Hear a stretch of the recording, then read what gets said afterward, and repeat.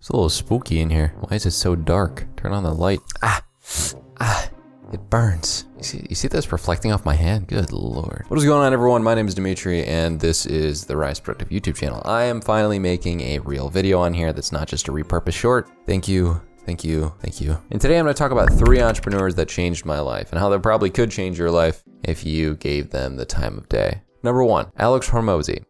Due to the fact that this is a little bit more of a business-oriented YouTube channel, you're going to hear so many Alex Hormozi-isms it's going to hurt. And the way that this guy changed my life is he changed the way that I thought about value and how to deliver it to consumers in order to increase my earning potential. It's not about anything that you do specifically in a sales pitch. It's more so the general concept of providing so much value in the offer that it's extremely easy to sell. Once I got to the point where I started thinking like that, a lot of the products that I made got better, a lot of the consulting that I did got easier, and a lot of the ways that I went about managing my business just allowed me to increase what I was doing on a daily basis and increase my earning potential. He's one of the least fluff piece kind of people. You know, he'll go about, and I have a video coming out on him later this week where he's just so practical and matter of fact. While some of his isms, I'm sure, can be dissected and showcased to be false, I do believe that he is one of the more genuine people.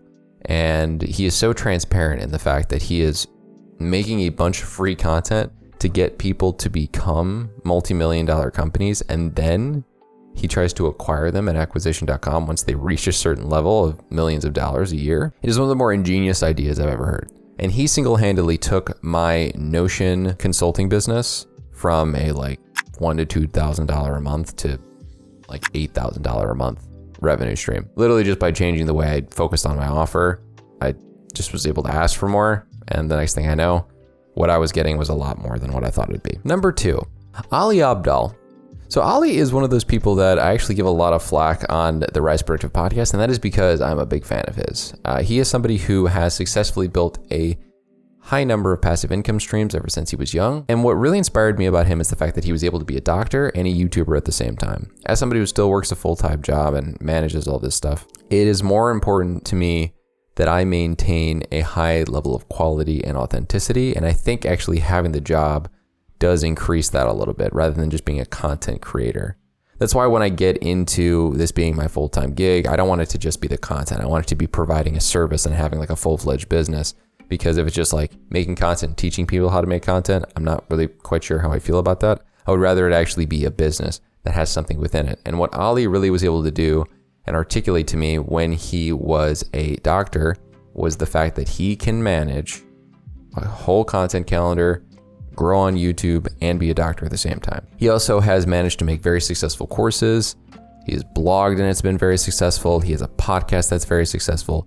The majority of the content that this guy has ever made has blown up, and he did it all while doing one of the hardest professions out there. If you ever want to go back and look at Ali Abdaal's videos a couple years ago, it was this wonderful magic time where you just felt like there was anything was able to be possible based on how he was managing to keep up with everything.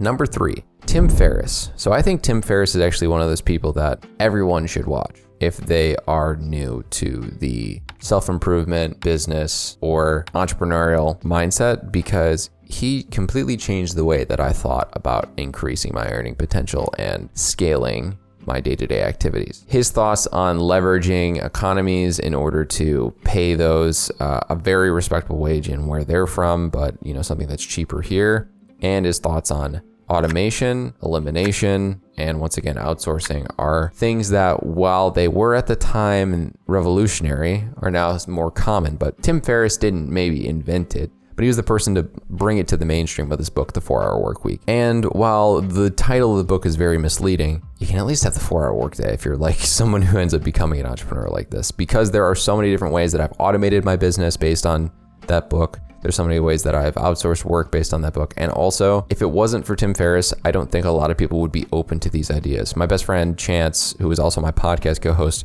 he and I reviewed this book as the first book we reviewed together on the podcast, and it completely opened his eyes to what this kind of world of business would be. And I think Tim does that for a lot more people. And while it is a little controversial now to talk about doing the whole economy leveraging thing with labor from other countries, the person editing this video now is very happy with the situation and is in that circumstance. And I would hard press anybody to actually ask people in that circumstance making like, 20, 30 bucks an hour for like the equivalent of 100 in their currency. It's kind of a great deal. Outside of making a whole utilitarian argument, I will say once again that Tim Ferriss also has a really great podcast that anyone should take a listen to if they're interested in Tim talking to very impactful people. And I also give him credit for being the self-help guru before there really was like an online business self-help guru. He was like, I don't want to say the first one, but one of them. And while this might have been my first video, you can see more of them if you click this right here.